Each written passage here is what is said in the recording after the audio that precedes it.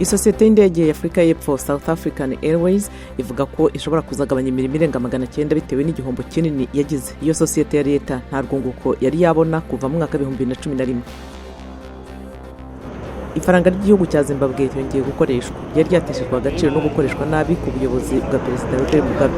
Icyo gikorwa cyari cyatangajwe mu kwezi gushize hagamijwe koroshya ikibazo cy'ibura ry'amafaranga. Sudan ikeneye miliyari zigera kuri 5 z'amadolari yo kuyifasha kuzahura ubukungu no gukoresha amavugurura nyuma y'uko Omar al-Bashir akuwe ku butegetsi, byavuzwe na Minisitiri w'Imari. Naho mu Misiri itsinda ry'abanyeshuri ryakoze igikoresho gishobora kwikorera kilogarama 90 hagamijwe kwirinda ingaruka zituruka ku guterura ibintu biremereye mu nganda n'ahandi. Umubare w'abagore n'abakobwa bakoresha uburyo bwo kuboneza urubyaro wiyongereyeho za miliyoni z'abantu. Afurika niyo yabyungukiyemo cyane. Biravugwa n'umuryango wita ku kuboneza urubyaro ku ntego ya 2020 mu nama ibera i Nairobi muri Kenya.